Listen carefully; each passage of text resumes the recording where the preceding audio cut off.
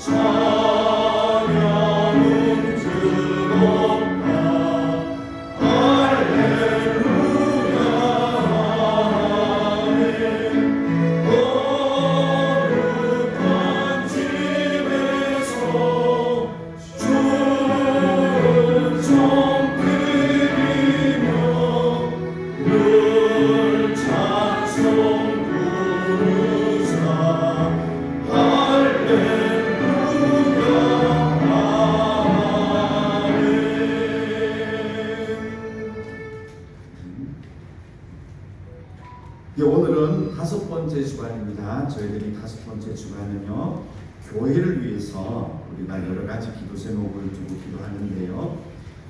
특별히 오늘은 우리 다음 세대, 지금 이 시간 분명에서 예배를 드리고 있는 우리 다음 세대 교회 주일학교를 위하여 기도를 조금 같이 하도록 하겠습니다. 교역자들을 위하여서, 그리고 또 부장님들과 교사들, 그리고 우리 아이들이 어려서부터 말씀으로 자라날 수 있는 그런 주일학교가 되게 해달라고요. 기도해 주시고, 특별히 지금 교사를 모집하고 있는데요. 교사가 조금 부족합니다. 위해서 또 헌신된 교사들을 하나님이 세울 수 있도록 해달라고, 그렇게 한번 오늘은 우리 교회 주일학교를 한번 기억하시고요. 기도를 하는 시간을 가지고 제가 마무리 기도하도록 하겠습니다. 함께 기도하겠습니다. 하나님 감사합니다.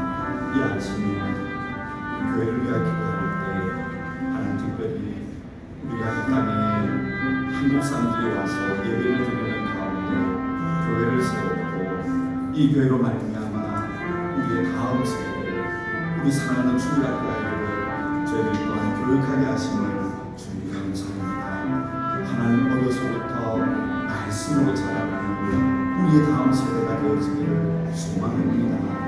하나님 그 말씀에 사로잡히지 하여 주시옵시고 그 말씀이 평생의 삶 속에 소망으로 바라보며 나아갈 수 있는 하나님의 말씀으로 양육되어지는 우리의 주일학교가 되어지기를 간절히 소망합니다. 하나님 또한 귀한 교육자들을 세우셔서 말씀을 선포하게 하시는 주님 감사합니다. 하나님의 말씀을 성령의 역사로 말미암아 바로 전하게 하시고 하나님 꼭 필요한 말씀들이 전해지는 귀한 주일학교의 사역자들이 되게 하여 주시옵소서. 이를 넉넉히 감당할 수 있는 건강과 또 영적으로 힘을 더해주셔서 능히 이 모든 일들을 감당하는 교육자들 되게 하여 주시옵소서. 교사들이 땀 흘려 수고하고 있습니다.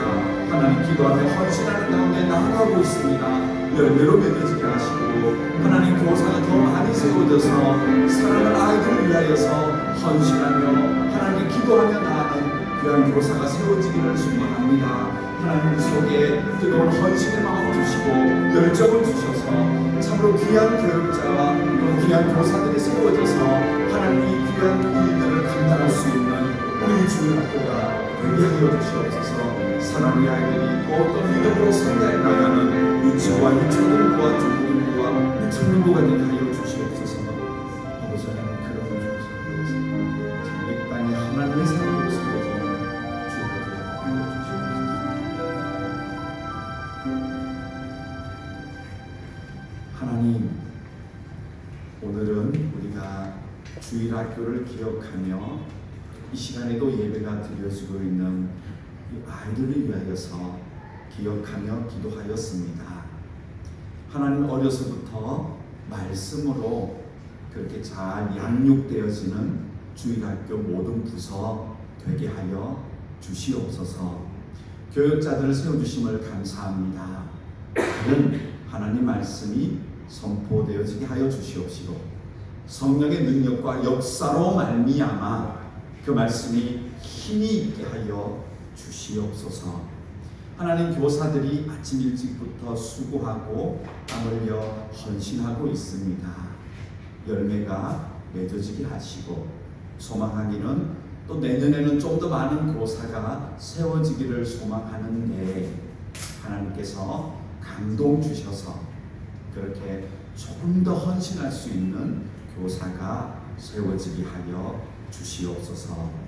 하나님 유치부부터 유초등부 또 우리 중고등부 청년부에 이르는 다음 세대가 그렇게 이 땅 베트남에 살아가지만 하나님의 사람으로 성장하게 하시고 건강하게 하시고 믿음으로 하나님의 귀하게 쓰임받을 수 있는 그런 하나님의 백성들로 자라나게 하여 주시옵소서.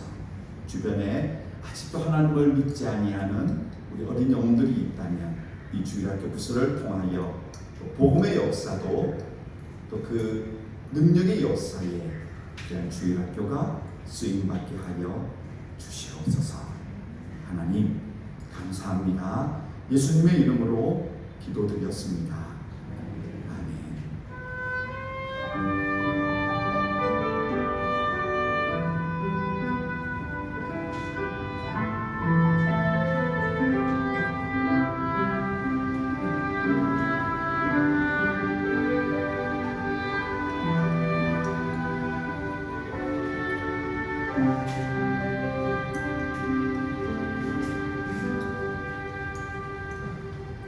오늘의 성경 말씀은 지난주에 이어서요 요한복음 2장 오늘은 13절부터요 22절까지 말씀입니다.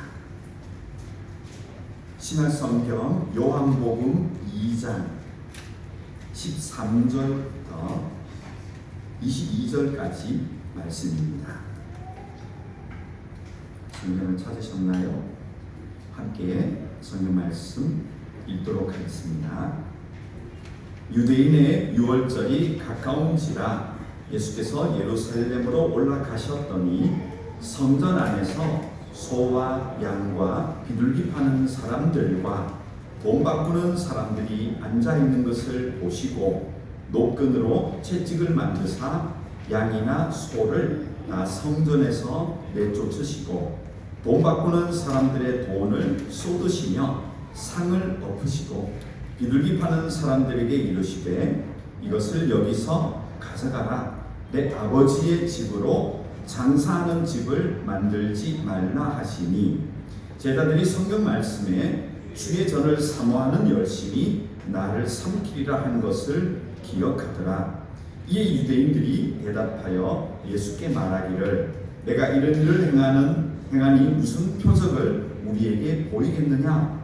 예수께서 대답하여 이르시되 너희가 이 성전을 헐라 내가 사흘 동안에 일으키리라. 유대인들이 이르되 이 성전은 46년 동안의 지역권을 내가 3일 동안에 일으키겠느냐 하더라. 그러나 예수는 성전된 자기 육체를 가리켜 말씀하신 것이라. 죽은 자 가운데서 살아나신 후에야 제자들이 이 말씀하신 것을 기억하고 성경과 예수께서 하신 말씀을 믿었더라. 아멘. 오늘은 귀한 찬양 성김이 있습니다. 우리 하정우 찬양 사역자께서요 이 시간 귀한 찬양으로 하나님께 영광을 돌려드리겠습니다.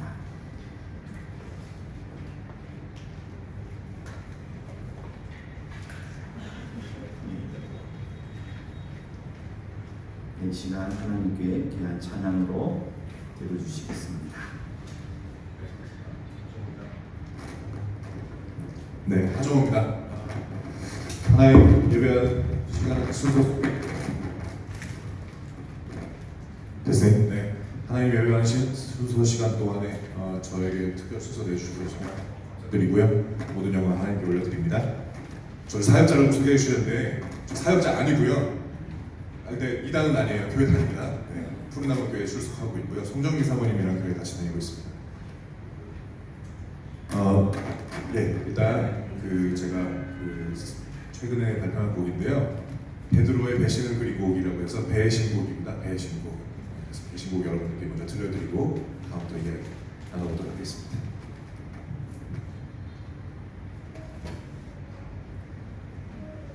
네, 저를 보시는 게 부담스러운데 여기 자막이 나오거든요.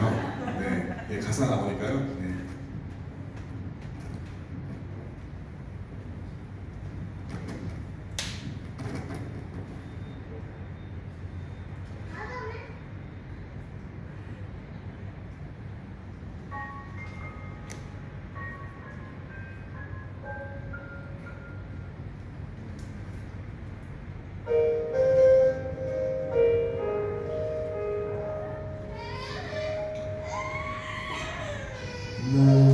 나는 갈릴리오 부역 쪽 시몬 베드로라 불리죠. 어느 날 예수님이 말씀하시니 사람을 낚는 어부 되라 하시죠.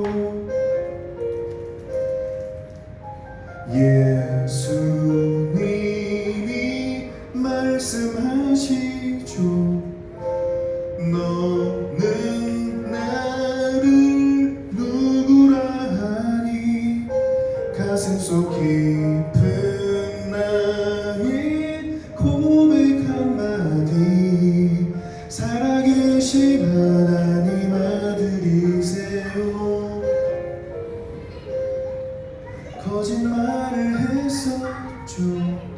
모두 주님을 버리는데도 나는 결코 주님을 버리지 않겠다고. 하지만 난 겟세마네에서 기도하신 후 주님이 잡혀가실 그때에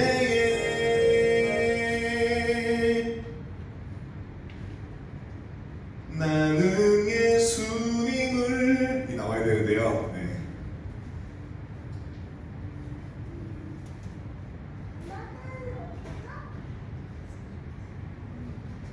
고맙습니다. 네, 요 저 유튜브에서 다시 들으실 수 있어요. 네, 유튜브에 있습니다. 네, 다음 곡 제가 저 찬양사역자 아니라고 소개해드렸는데 그 전에는 찬양사역자였냐라고 질문을 하면 저는 그 전에도 제가 찬양을 한 건 맞는데 계속 하겠습니다.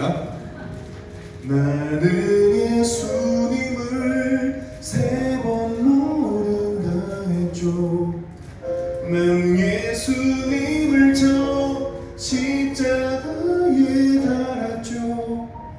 날 위해 매를 맞고 가슴 찢긴 예수님을 보니 한참을 말할 수 없어 마음부터 눈물 흐르죠.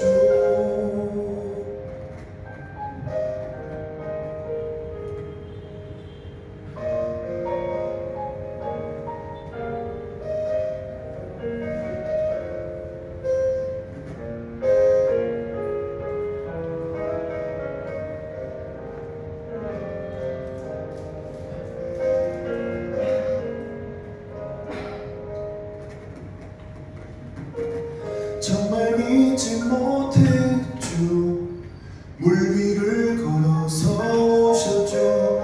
주님은 나에게 물 위를 걸어오라셨죠. 그마저도 믿지 못하고 물에 빠져 살려달라고 외쳤던 나의 작은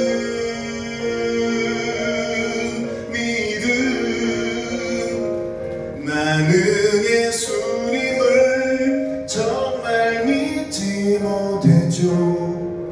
난 예수님을 저 십자가에 놔뒀죠. 나 대신 매를 맞고 가슴 찢긴 예수님 생각에 한참을 말할 수 없어 마음부터 눈물 흐르죠. 다시 하겠습니다.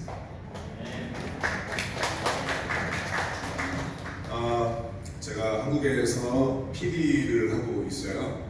네, 아까의 연장선에 이어서 말씀드리면 제가 찬양 사역자였냐? 전 찬양 사역실에 있던 거는 맞아요. 근데 제가 사역자 타이틀을 가지고 있었냐에 대한 부분은 제 양심을 돌아볼 때 너무 의문이 큽니다. 네, 제가 별명이 넌 크리스찬이거든요. 억장 말씀드린 건데 하나도 안 쓰시는 거예요. 네, 별명이 넌 크리스찬이에요. 별명이 넌 크리스찬. 제가 한국에서 그리스도인으로서 할 수 없는 짓을 예전에 다 해봤어요. 근데 양심은 있어서 제가 염치 없음을 제가 머리로 깨닫고 그리고 최근에 나온 9월 9일에 나온 염치 없어라는 곡을 또 발매를 했습니다. 그래서 염치 없어를 또 여러분께 들려드릴 텐데요. 네, 아까도 말씀드렸죠? 부담스러울 거예요. 적어지 마시고 여기 가사에 나와요. 네, 가사를 잘 묵상해 주시면 좋을 것 같습니다. 온종일 세상 속을 내신 원형에서 예수님의 제자를 부르받은지 꽤나 오래된 시간 속에서 나는 하나님의 성령이심을 내 스스로 부딪히고 살아가고 있음을 깨달았다. 그러자 내 모든 것들이 특히 내 눈물이 하나님을 그리워하기 시작했다.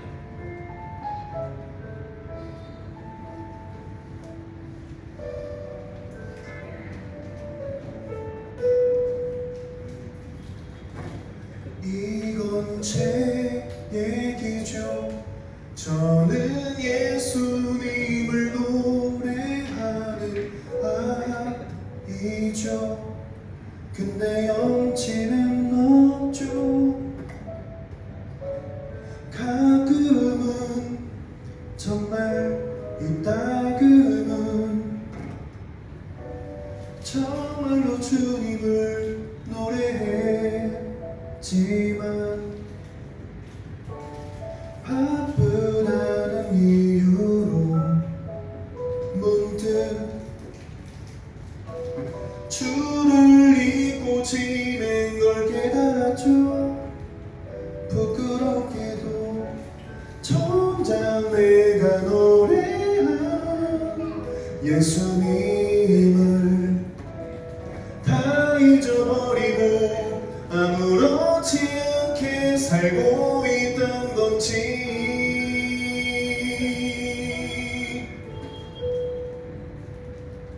염치 없어 고개를 들 수 없어 내 눈물이 가슴으로부터 가슴에 찬 눈물이 끝내 두 눈으로 흘러 내 두 손이 내 가슴이 참아 예수님을 닮으려 하지 않아 나 예수님을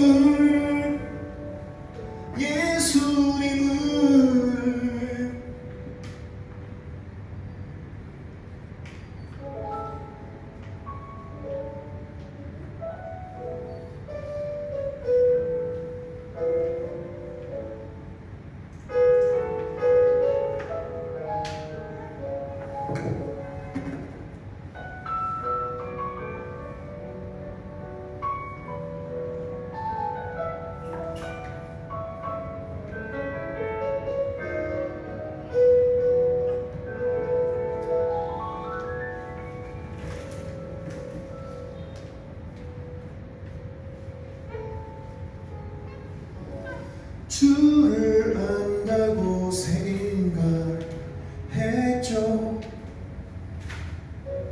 그마저도 착각을 하고 있죠. 정말 미쳤죠. 주를 노래한다고 교만해도 죄를 가득 입은 저를 용서하고 또 용서하소서.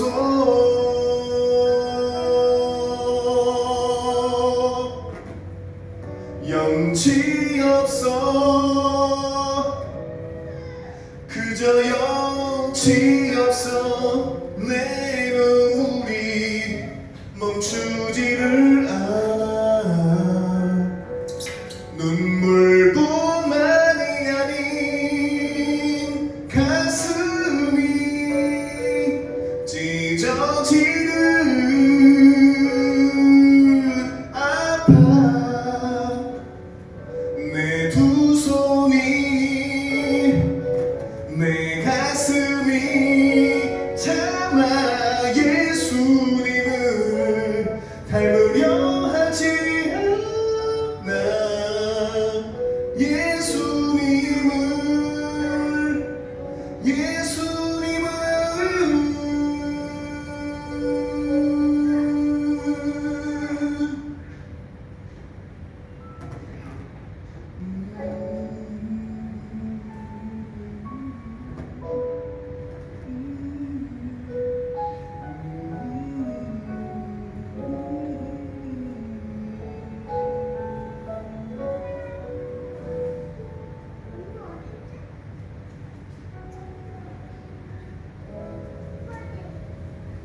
아멘.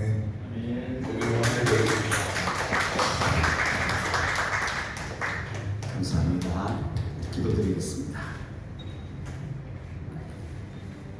하나님, 귀한 형제가 찬양의 곡조를 붙여 기도하는 마음으로 하나님을 노래하고 고백하였습니다.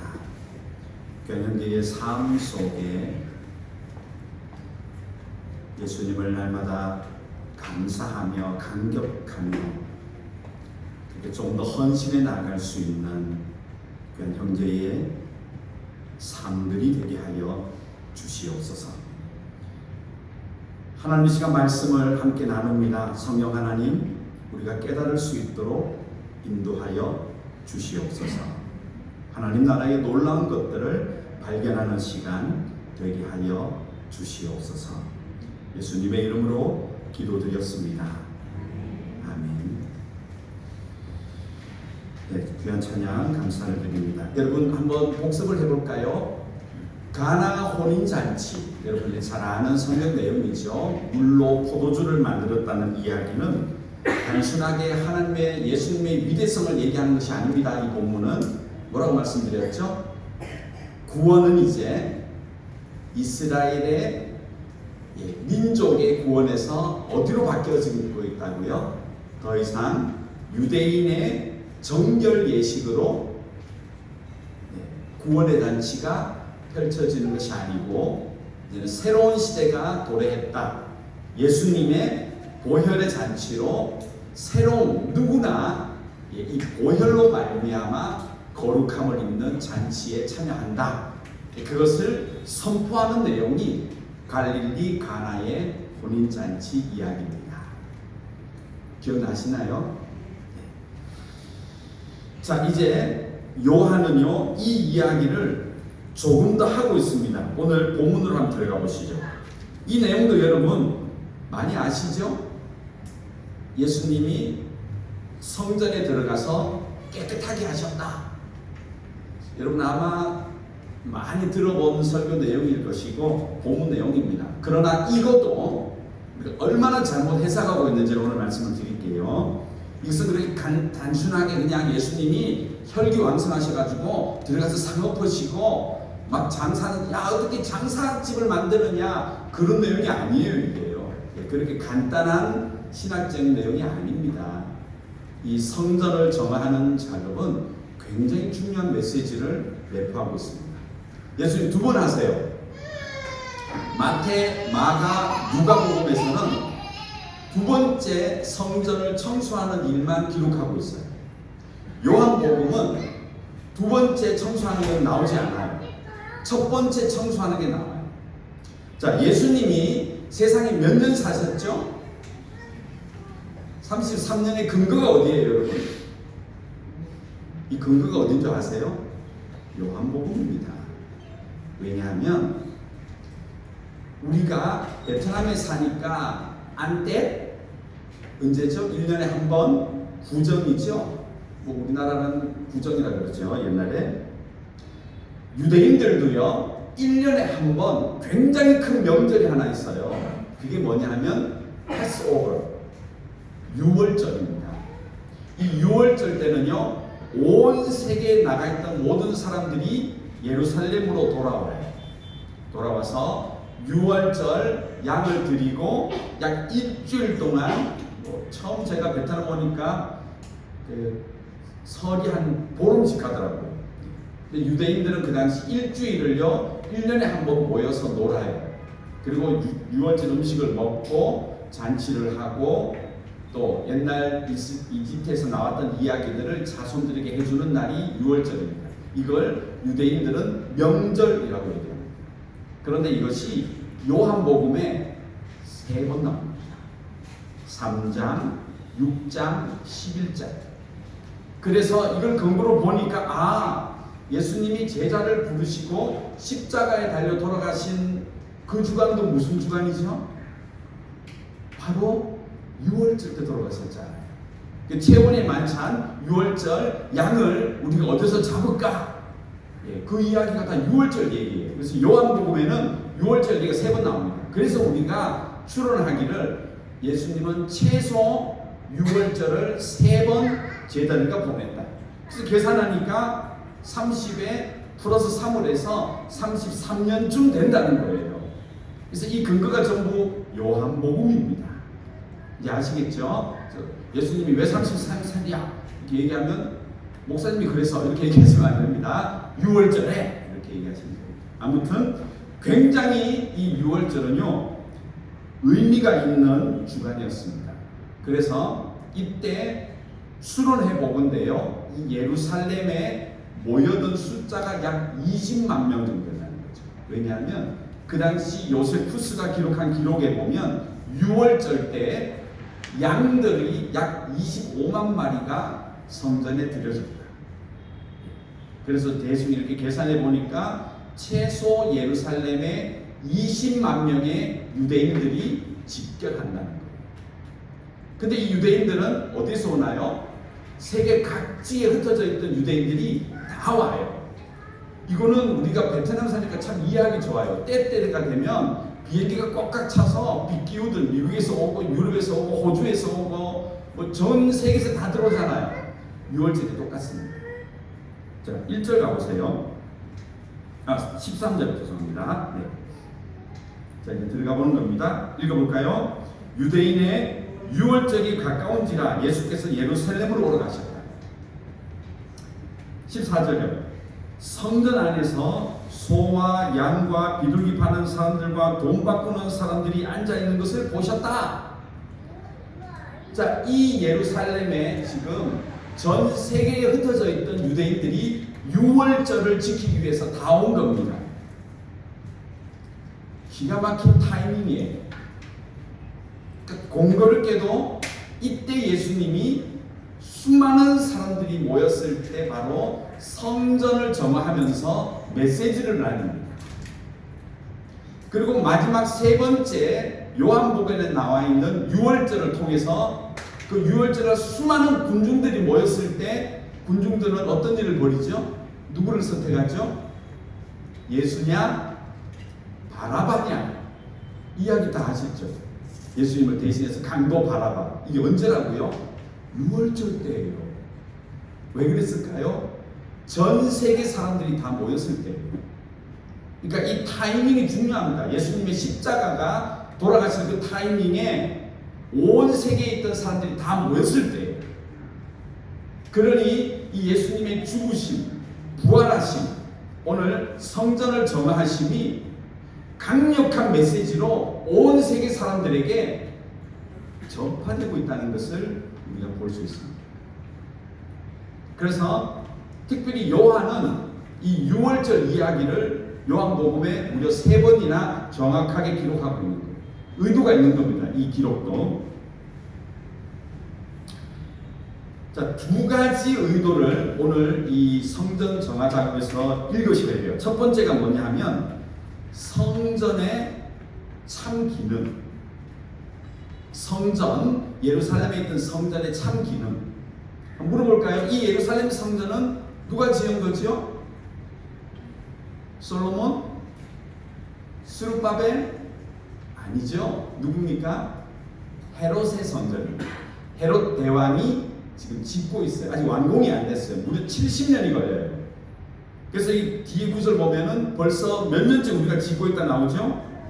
20절에 보면 우리가 벌써 46년째 건설하고 있다. 그래서 이 성전이 완공이 안 되고 있어요. 이후에 70년에 완공이 되어져요. 근데 몇 년도에 다 박살이 나죠? 90년에 이 성전이 흔적도 없이 사라져버려요. 다 아는 내용이시죠? 아니시면 공부하셔야 됩니다. 자, 그 다음에 이제 한번 들어가 볼게요. 15, 16절 같이 읽어볼까요? 노끈으로 채찍을 만드사 양이나 소를 다 성전에서 첫 번째 뭐 하셨죠? 양과 소를 성전에서 뭐 하셨다? 쫓아내셨죠? 그 다음이요. 돈 바꾸는 사람들의 돈을 쏟았다. 그 다음 뭐 하셨죠? 상을 엎으셨다. 이거 완전히 뭐 굉장히 무서운 사건이죠. 16절 또 읽어볼까요? 비둘기 파는 사람들에게 뭐라고 하시죠? 이것을 여기서 뭐라고요? 가져가라. 그리고 뭐라 하시죠? 내 아버지의 집으로 뭘 하지 말아라? 장사집을 만들지 말아라. 이 두 구절이에요. 이 두 구절에요 엄청난 복음의 핵심이 들어있습니다. 그 다음 넘겨주세요. 네, 사진이 들어있나요? 제가 사진을 넣어놨는데. 네, 이게 복원, 예상 복원이에요. 그러니까 이게 저 밑에 있는 큰 거 보이시죠? 이게 헤롯 대왕이 지었던 성전이에요. 이 성전은 솔로몬의 성전도 아니고 첫 번째, 두 번째 성전은 뭐죠? 제2성전 이런 뭐라고요?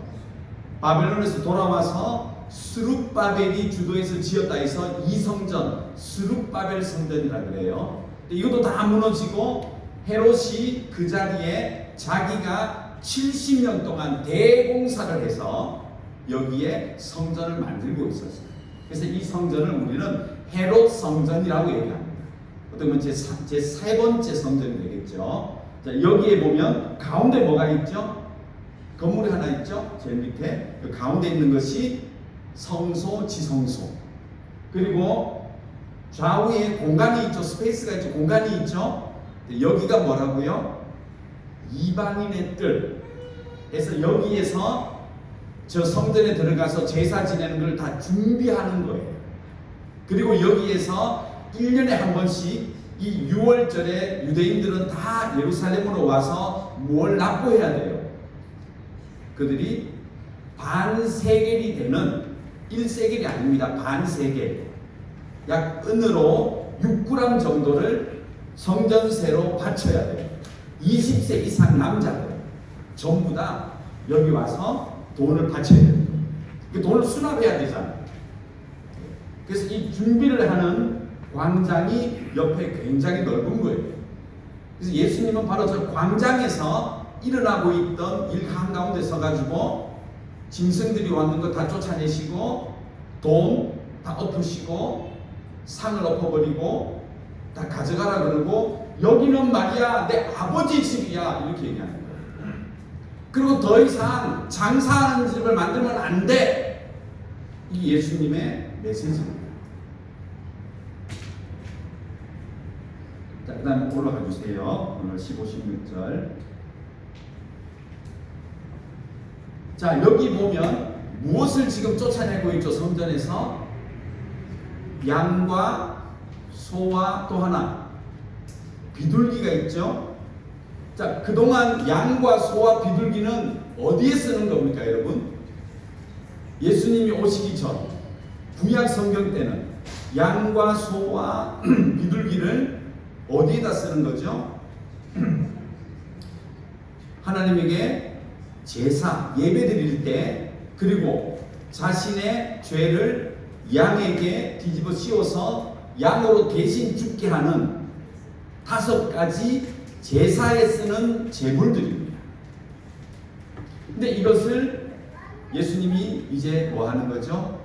더 이상 성전에 이 양과 소와 비둘기가 필요 없다 하시는 거예요. 내보내라. 왜 그럴까요? 이제는 양과 소와 비둘기가 제물로 쓰이는 것이 아니고 어떤 시대가 왔다. 내가 제물이 되어주는 시대가 왔다. 더 이상 성전에서 그런 동물의 피가 필요 없다. 그런 시대가 되었다. 내어 쫓으신 겁니다. 히브리서 9장 11절. 중요한 성경이죠. 같이 읽습니다.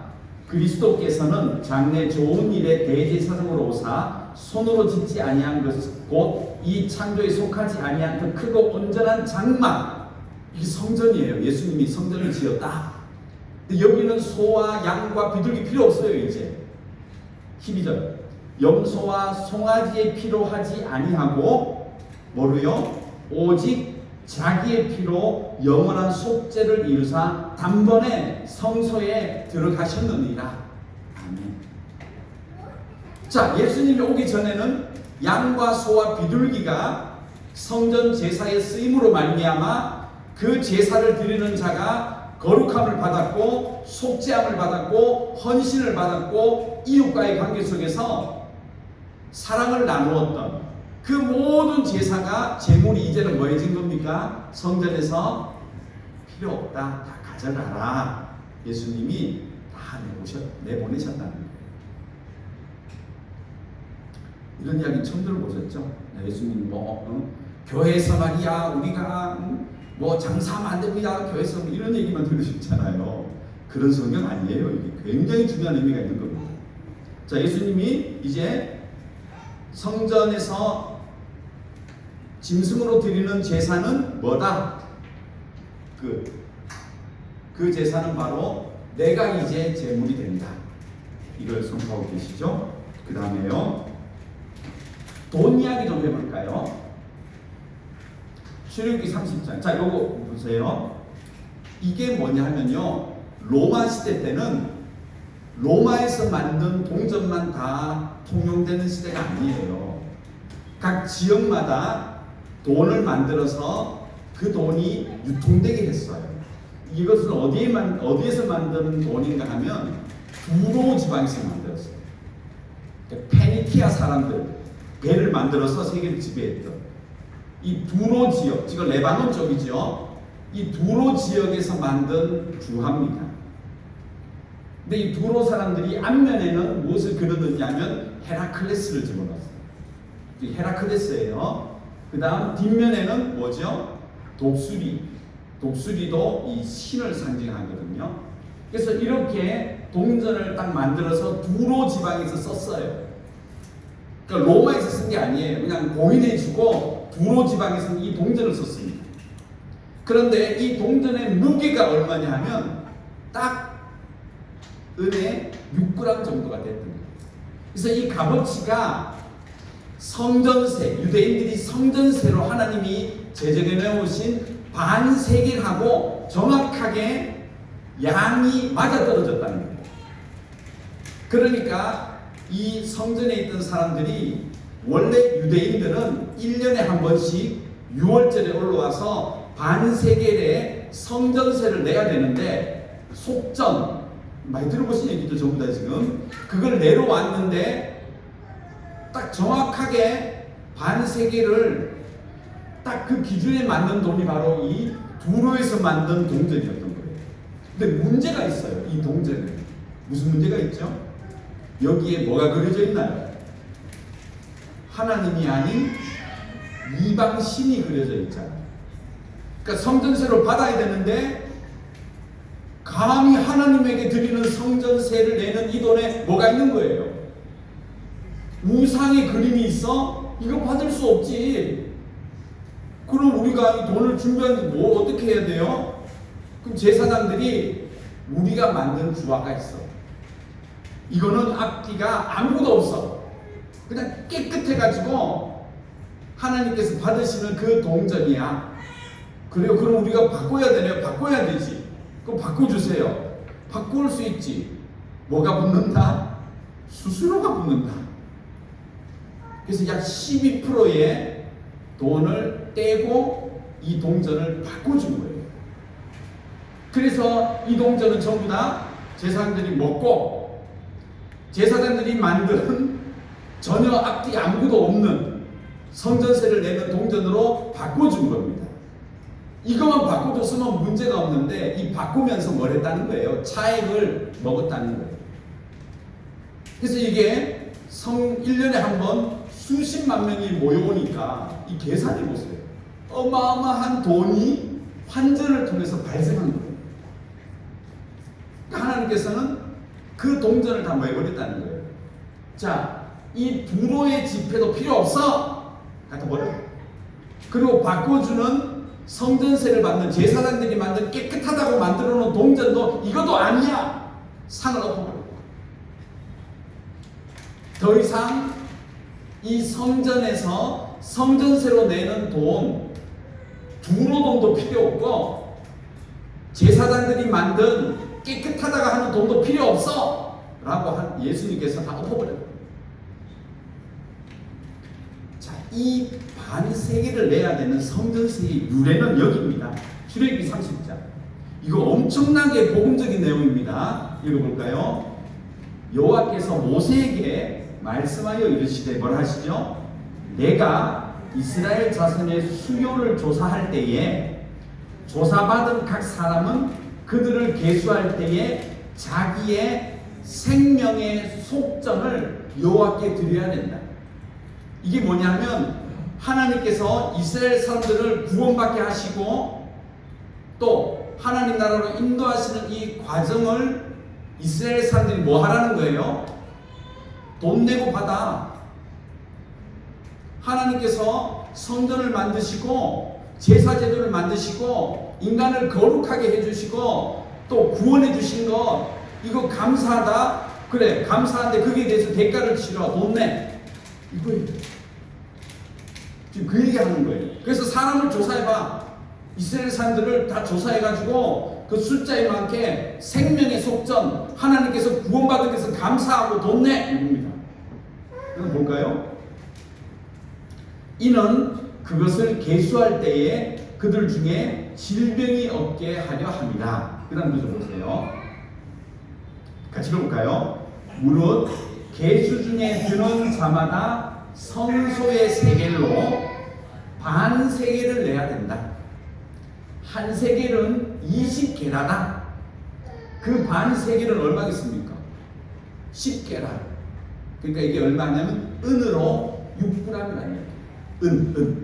은의 9g으로 6g 정도를 내라. 1년에 한 번씩 내라. 왜냐하면 이것이 하나님께서 너희를 구원해 주신 생명의 속전으로 대가 내놔라. 하나님 대가를 바라시죠? 은혜로 오시니까 무대가예요? 아니에요. 그 대가를 지금 누가 치렀다는 거예요? 예수님이 죽음으로 치러졌기 때문에 우리가 생명의 구원을 받았다는 얘기예요. 대가를 대라는 거죠. 그러니까 구약 때는 하나님께서 다 반 세겔씩 가져와. 그럼 보십시오. 계수 중에 드는 모든 자 곧 20살 이상 된 자가 여호와께 드렸다. 그 다음 보죠. 여기 중요합니다. 같이 읽어볼까요? 너의 생명을 대속하기 위하여 여호와께 드릴 때에 부자라고 반세겔에서 너 돈 많잖아 더 내. 아니다. 그 다음에 가난한 자라고 너는 가정이 어려우니까 반면에 반세겔 이거 없다. 이 원리가 뭐죠? 하나님께 구원받는 조건은 부자든 가난한 자든 하나님이 대가를 똑같이 원하신다. 그래서 하나님이 여기서 너 좀 더 내, 너 부자잖아, 너는 가난해 덜 내 하면은 지금 하나님은 무슨 장사하시는 거예요? 인간의 이 재산을 이렇게 받고자 하시는, 부자 되고자 하시는 그런 경제적인 원리인데 그게 아니에요. 지금 부자든 가난한 자든 하나님이 생명을 구원해 줬다는 것을 기억하도록 만들겠다. 그래서 반세겔의 성전세를 1년에 한 번 납부해. 이 얘기를 하는 거예요. 나중에 예수님께서 그 얘기 하시죠? 물고기 뱃속에 동전 나온 얘기, 이 얘기예요. 일반인들이 와서 얘기하죠. 예수님은 왜 돈 안 내? 반세겔 내야지. 그랬더니 뭐라 하셨죠? 야, 저 물고기 속 잡아봐. 그 안에 동전 하나 있어. 누구 있어? 가이사 거지. 그거 갖다 내. 이게 그 같은 얘기예요.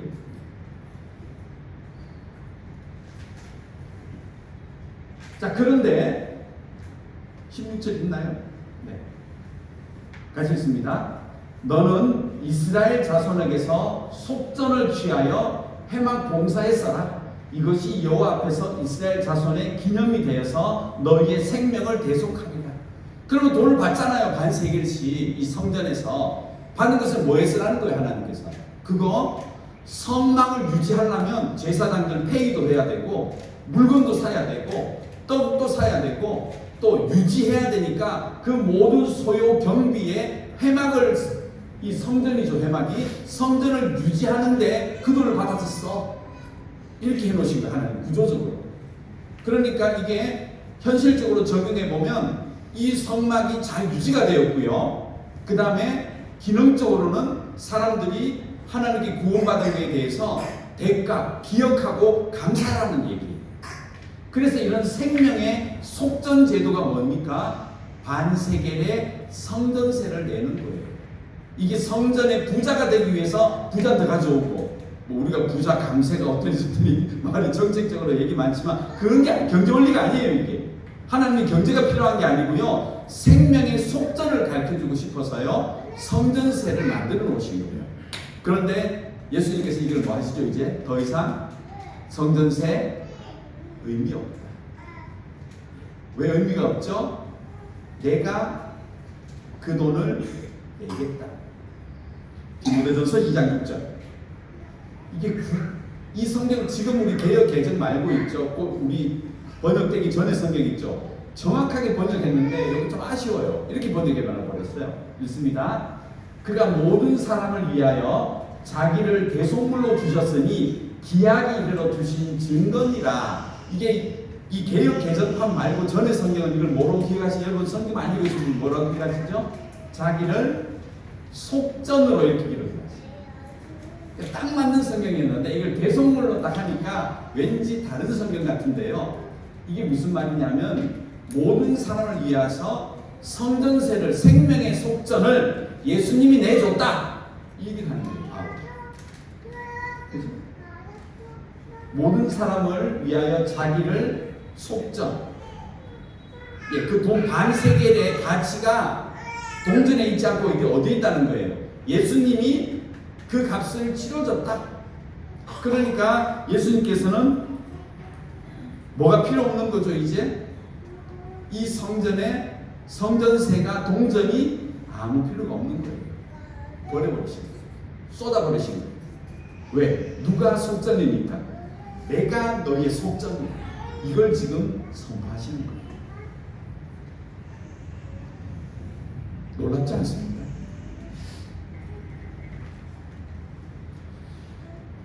그 다음에요, 또 중요한 개념이 또 여기서 또 바뀌어지기 시작해요. 출애굽기 25장 8절 같이 읽어볼까요? 내가 그들 중에 거할 성소를 그들이 나를 위하여 지어라. 자, 이 얘기는 뭐죠? 출애굽기 25장 이제 다 설교입니다. 이게 언제적이죠? 시내산에서 하나님께서 뭘 만들어라? 내가 지시하는 대로 뭘 만들어라? 성소, 회막, 성막, 장막 같은 단어죠. 같은 표현이죠. 성전을 만들어라 하나님께서 명령하셨죠. 근데 이유가 뭐죠? 그 성전의 기능이 뭐예요?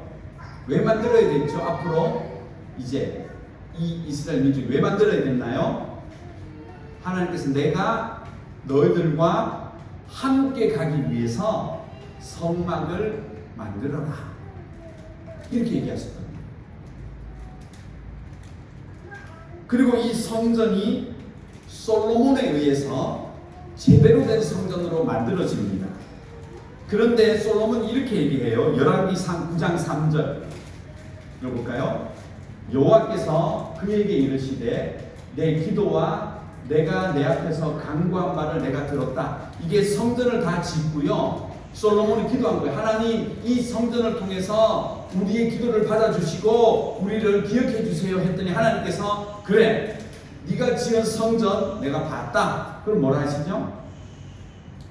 내가 내 앞에서 간구한 바를 내가 들었다. 그 다음 뭐라 하시죠? 나는 네가 건축한 이 성전을 거룩하게 구별하고 내 이름을 영원히 그곳에 두고 내 눈길과 내 마음이 항상 거기에 있겠다. 이 성전에 하나님의 마음과 눈이 가 있다는 거죠. 그러면 사람들은 이 성전에서 뭘 하나요? 와서 하나님, 제가 이런 죄를 졌어요. 그래, 너 지금 이런 상태구나. 그럼 어떻게 살 거야? 그렇게 살면 안 돼. 그렇지, 그렇게 해야지. 하나님, 제가 또 이런 고민이 있어요. 그래, 뭔데? 거기서 뭐 하는 곳이에요? 하나님과 사람이 인간의 언어로 교제하는 곳이에요. 사람은 고백하고 하나님은 들으시고, 하나님 말씀하시고 사람이 듣고 살고 서로 만나고 대화하고 교제하는 곳이 성전이라는 거예요.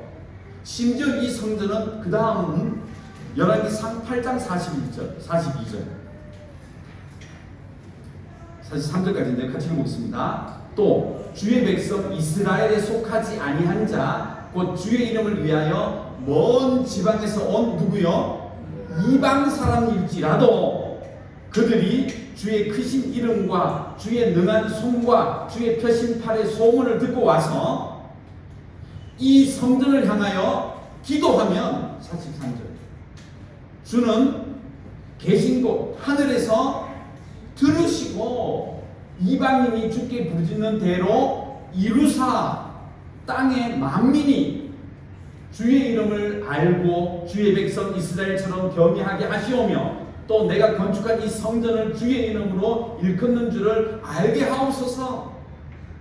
솔로몬은 이 성전을 지어놓고요, 이것을 통해서 위대한 하나님을 우리가 경배하고, 하나님 우리가 주님을 경배합니다, 우리가 헌금을 이렇게 드립니다, 우리가 시간을 이렇게 드립니다, 우리가 하나님을 이렇게 존경합니다, 우리가 이렇게 예쁘게 찬양합니다, 그래 잘한다, 그래 네가 잘한다, 그래 네가 고백하는구나, 뭐냐 이거 받아라, 이게 아니에요. 그런 장소가 아니라는 얘기예요. 집이에요, 집. 우리가 하나님 앞에 나아가 하나님 이렇게 제가 잘해요, 그래 그러고 축복 줄게, 이게 어떻게 장사하는 집이라는 얘기예요. 교회는 장사하는 집이 아니에요, 여러분. 내가 드리니까 하나님 주세요, 이게 장사잖아요. 내가 소를 가져왔어요, 그래 소보다 더 많은 거 줄게, 제가 이렇게 헌신해요, 그래 알았다, 내가 축복해 줄게. 우리는 그렇게 장사하는 집을 만들고 있다는 얘기예요. 이 당시를 생각해 보세요. 세계 모든 사람들이 신을 섬기는 시대에 신을 잘 섬겨놓고 잘 만들어 놓고 제사 제도를 멋지게 만들어 놓고 멋진 찬양을 올려드리고 경배하고 재물을 가득히 세워놓고 거기 돈을 들이고 음란한 것들을 마음껏 앞에 채워놓고 뭘 기다리는 거죠?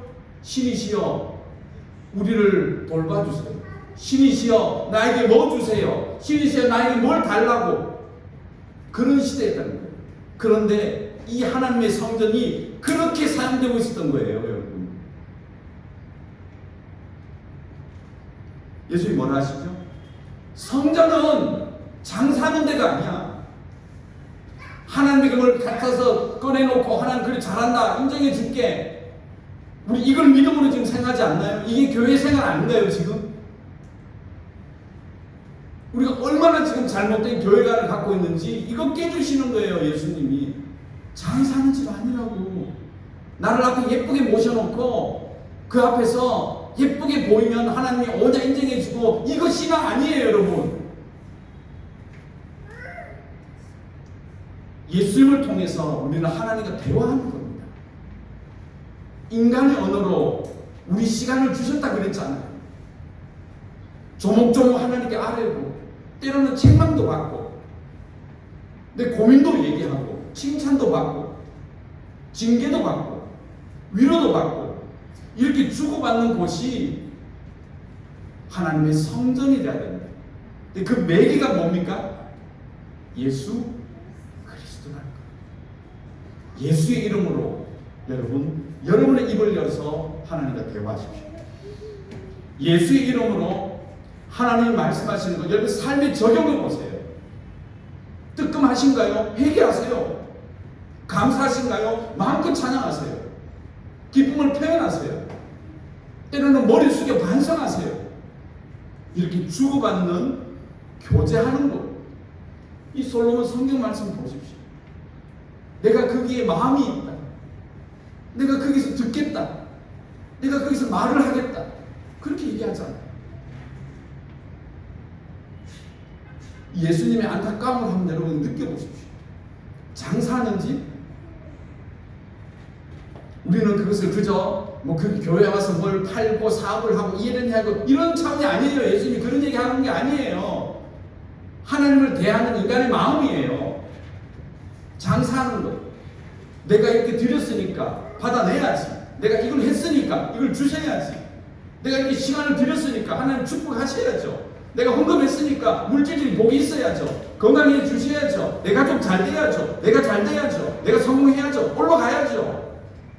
이거 거래하는 게 장사 아니에요, 이거?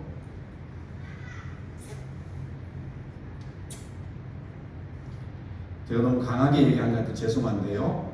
제가 이 성경을 연구하면서 예수님의 마음이 기가 막혔겠구나 하는 생각이 듭니다. 그리고 바로 그 성전을 다시금 재편하시는 거예요. 그런 공간이 아니다. 나와 좀 얘기하자, 대화하자. 내 아버지의 집이다, 집. 집에서 서로 좀 주고받자. 식구처럼 좀 그렇게 사귀자. 이것이 예수님의 성전 정화 작업에서 나타나는 마음이라는 겁니다. 19절. 읽겠습니다. 예수께서 대답하여 이르시되 너희가 이 성전을 이제 헐어라, 버려라. 이 단어가 굉장히 중요한 메시지가 전해집니다. 이제 더 이상 구약에서 솔로몬이 지었고 스룹바벨이 지었고 헤롯이 지금 70년 동안 이 멋지게 건축을 해도 뭐라는 거죠? 이제 더 이상 구약의 성전 시대가 아니다. 이걸 버려라. 재물이 거룩하게 만들어주는 것이 아니다. 반세겔의 거룩한 동정이 생명의 속전을 주는 시대가 아니다. 선포하시는 거예요. 다 갖다 버려라. 다 허물어 버려라. 다 쓸어버려라. 이제는 의미가 없다. 그리고 어떤 시대가 온 것이죠? 내가 사흘 동안에 새로운 성전을 너희 앞에 만들어 줄게. 이게 언제 깨달아져요? 21절. 예수는 성전된 자기 육체를 가리켜 말씀하신 거였습니다. 이제 스룹바벨의 성전이 아니고 헤롯의 성전이 아니고 새로운 성전의 시대가 도래했다. 예수로 말미암아 재물이 더 이상 필요 없다. 예수로 말미암아 속전을 안 드려도 된다. 예수로 말미암아 하나님과 교제하는 시대가 돌아왔다. 언제 깨달았죠? 요한이 기록하고 있죠? 죽은 자 가운데서 살아나신 후에야 제자들이 이 말씀하신 것을 기억하고 성경과 예수께서 하신 말씀을 믿게 되었다. 요한이 쓰고 있잖아요. 부활하신 다음에 예수님이 그만 내가 옛날에 얘기했지? 내가 그때 성전에 가서 돈 다 버리고 짐승 다 내몰고 그리고 아버지의 집 장사하지 말라고 한 것 이게 무슨 말인지 알겠지? 새로운 시대가 와서 새로운 성전 시대. 건물이 아닌 내가 성전이야. 이 말씀이 제자들에게 전해진 겁니다. 요한이 잘 배우고 성경을 기록하고 그래서 오늘 우리에게 와 있는 요한복음이 된 것입니다. 여러분 말씀을 정리하겠습니다. 지난주에 이어서 오늘은 성전 정화 작업 말씀드렸습니다. 잘 기억하십시오. 이것은 그 당시 어떤 교회를 변혁하고 이런 점이 아니에요. 더 이상 이제 구약의 성전 시대가 아닙니다. 예수님으로 말미암아 새로운 성전 시대. 눈에 보이지 않지만 그러나 그 성전은 이제 우리에게 진정한 단번에 드린 거룩한 제사를 드려서 우리가 구원받아요.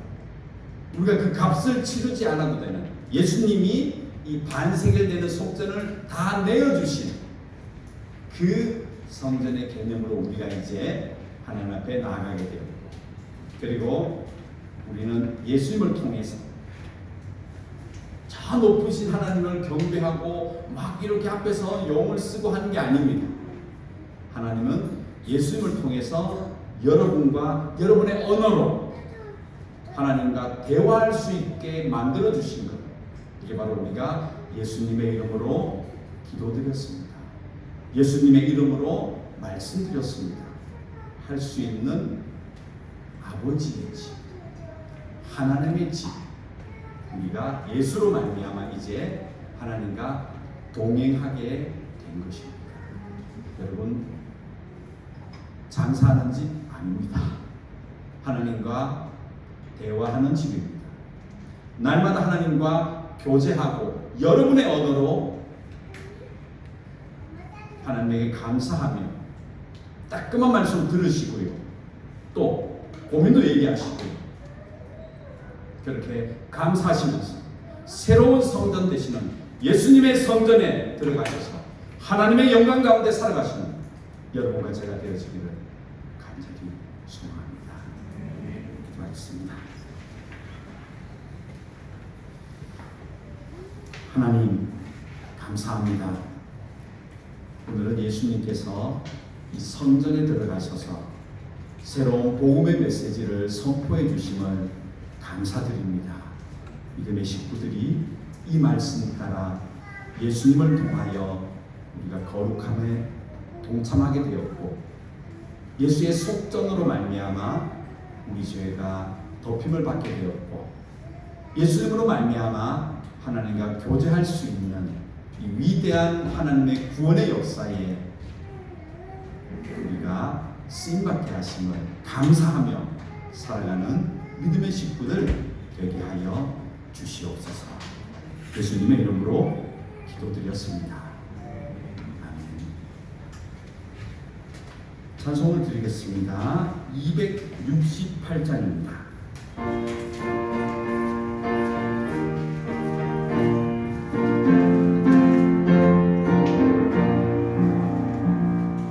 죄에서 자유를 얻게 하는 보혈의 능력 주의 보혈 시험을 이기고 승리하니 참 놀라운 능력이로다 주의 보혈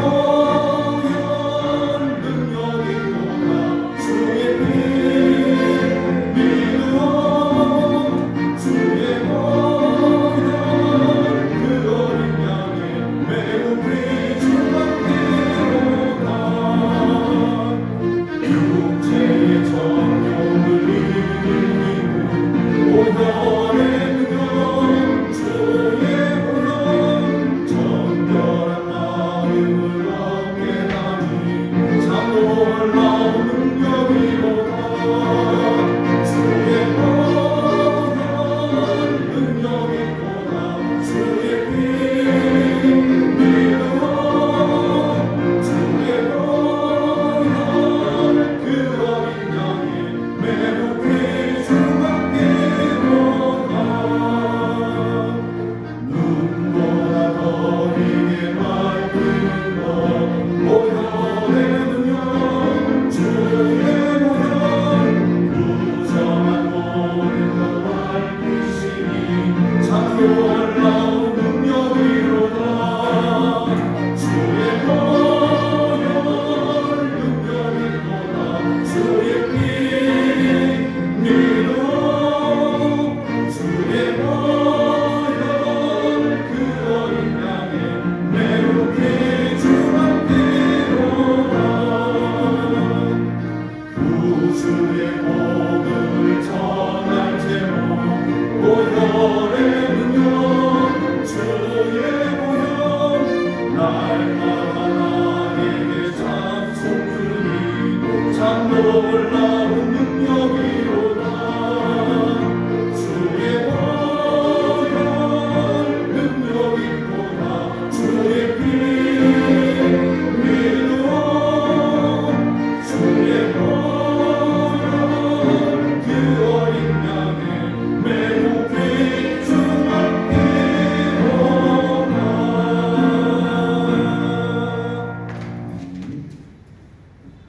대신 헌금 위하여 기도 올리고 축복 기도 드리겠습니다. 하나님 감사합니다. 사람의 언어로 말씀하여 주심을 감사합니다. 그 감격과 감사의 조건으로 물질을 드려 마음들을 표현해 보았습니다. 11조를 따라서 감사를 따라서 성경 헌금을 따라서 또 여러 가지 제목을 따라서 드려진 물질들이며 마음들입니다. 하나님께서 너무 잘 아시오니 꼭 필요한 말씀으로 응답하여 주시옵시고 삶의 더 많은 부분에서 하나님과 교제하며 상의하며 또 때로는 고백하며 회개하며 그렇게 우리에게 주어진 삶을 살아가는 믿음의 식구들 되게 하여 주시옵소서. 하나님, 베트남 땅에 와서 생업으로, 사업으로, 사역으로, 직장으로, 학업으로 우리의 목적 따라 이 땅을 살아가고 있습니다. 하나님의 사람들 늘 정직하게 하시고 진실하게 하시고 또 누구를 만나든지 따뜻하게 하여 주시옵소서. 그 일을 위해서는 경제적으로도 너무 어려우면 하나님을 원망하거나 때로는 막 쏟아져서 내 힘이 없다 교만해질 수도 있습니다. 하나님 그러지 않기를 바랍니다. 그래서 꼭 필요한 것, 부족함이 없는 하나님의 은혜로 우리 모든 믿음의 식구들 채워 주시옵소서. 이제 세상으로 돌아갑니다. 하나님 맡겨진 일에 열심을 다하고 오늘 말씀을 기억하고 또 하나님께 감사하며 또 예수님을 통하여 하나님과 기쁜 교제의 시간으로 들어갔다가 또 돌아와서 하나님을 예배하는 이 한 주간의 삶 되게 하여 주시옵소서. 예수님의 이름으로 기도드렸습니다. 아멘. 지금은 우리 주 예수 그리스도의 은혜와 하나님의 그 크신 사랑하심과 우리 속에 항상 동행하시며 하나님 아버지 그렇게 고백하게 해주시는 성령 하나님의 감화 감동 충만케 하시고 오늘 말씀을 기억하며 그렇게 하나님께 감사하며 나아가기로 작정하는 이 자리에 모인 하나님의 백성들 머리 위에 지금부터 영원토록 함께 있을지어다. 아멘.